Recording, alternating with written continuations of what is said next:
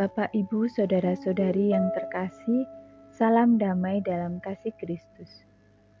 Hari ini Selasa, 11 Oktober 2022, merupakan pekan biasa ke-28.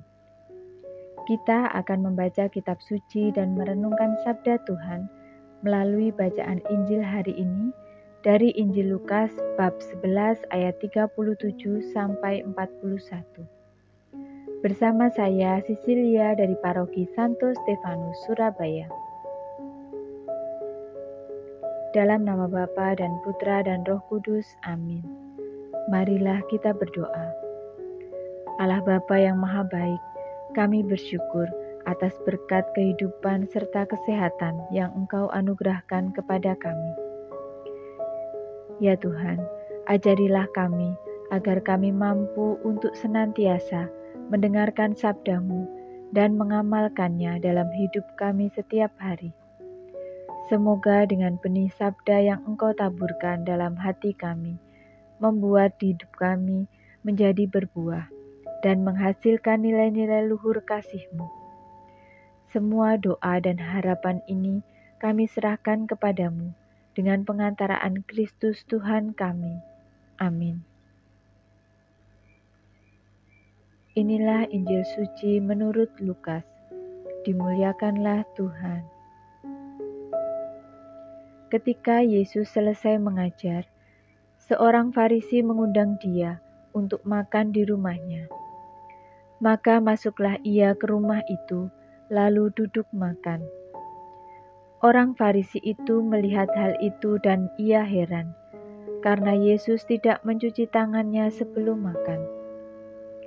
Tetapi Tuhan berkata kepadanya, "Kamu orang-orang Farisi, kamu membersihkan bagian luar dari cawan dan pinggan, tetapi bagian dalammu penuh rampasan dan kejahatan. Hai orang-orang bodoh, bukankah Dia yang menjadikan bagian luar, Dia juga yang menjadikan bagian dalam? Akan tetapi, berikanlah isinya sebagai sedekah, dan sesungguhnya semuanya akan menjadi bersih bagimu." Demikianlah sabda Tuhan. Terpujilah Kristus. Bapak, Ibu, Saudara-saudari yang terkasih, bagi kita tidak mencuci tangan sebelum makan juga merupakan hal yang tidak biasa.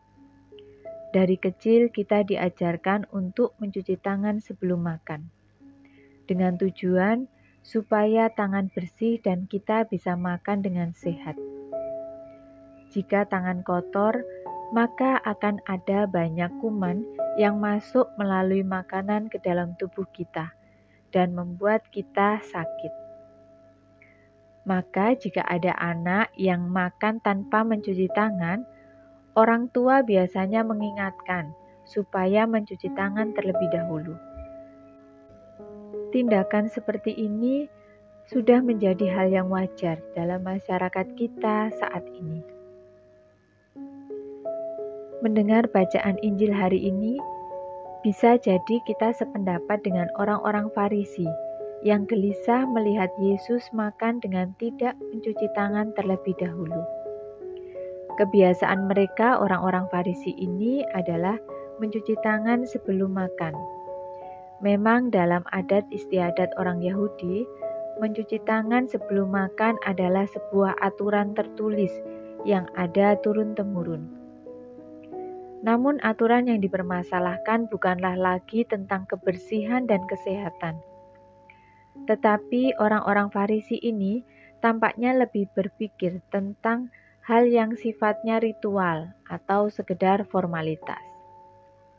Mungkin juga mereka hanya mencari-cari kesalahan yang bisa digunakan untuk menyerang Yesus. Karena itulah Yesus menegur mereka yang lebih fokus terhadap hal-hal luar saja, sehingga lupa membersihkan sesuatu yang lebih penting, yakni di dalam hati dan pikiran. Saudara-saudari yang terkasih, mencuci tangan atau membersihkan bagian luar dari tubuh juga merupakan hal yang baik sebagai proses pemeliharaan diri. Yesus sama sekali tidak merendahkan hal tersebut. Tetapi Yesus memberi pengajaran lain yang sangat penting berkaitan dengan hal tersebut. Membersihkan diri secara rutin pada bagian dalam adalah hal yang jauh lebih penting. Apa yang tidak kelihatan justru memerlukan perawatan yang lebih baik. Jika dalamnya baik, maka tampilan luar akan mengikuti. Tetapi yang sering terjadi saat ini, orang hanya mementingkan tampilan luar supaya dilihat oleh orang banyak. Lalu bagaimana caranya kita dapat membersihkan atau merawat bagian yang tak terlihat di dalam diri kita? Ada berbagai hal baik yang dapat kita lakukan, yaitu dengan rajin membaca dan merenungkan kitab suci, mengikuti perayaan Ekaristi di gereja, selalu bersikap rendah hati, tidak sombong, selalu berkata jujur, membantu orang lain yang membutuhkan, mengunjungi orang sakit, rajin berdoa secara pribadi maupun dalam keluarga, juga dengan mengaku dosa, sekurang-kurangnya 2 kali dalam setahun, atau di saat hati kita mulai gelisah dengan kesalahan atau dosa yang tanpa sadar telah kita lakukan. Cara-cara inilah yang membantu kita menjadi lebih bersih, lebih lega, juga dapat meringankan beban dalam hati dan pikiran kita.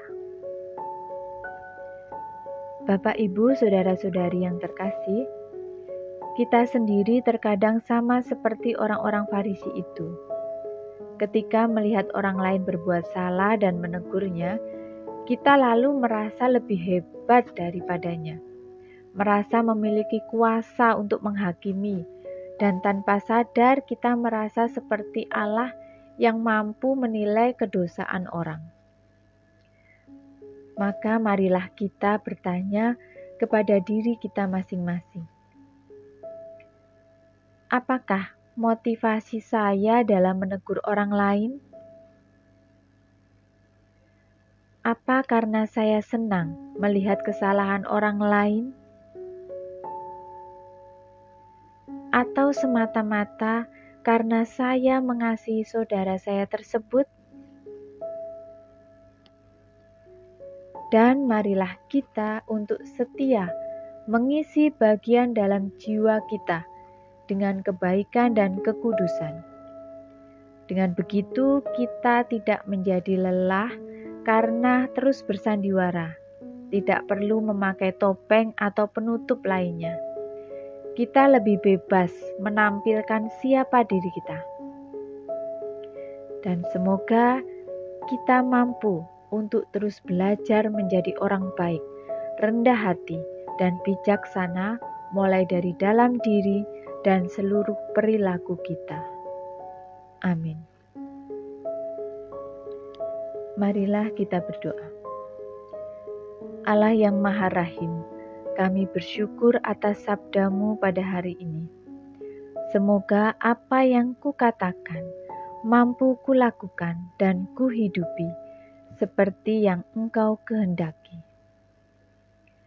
Sehingga menjadikan kami anak-anak-Mu yang bijaksana, rendah hati, penuh kasih, serta mampu menjadikan kami garam dan terang dalam kehidupan kami sehari-hari.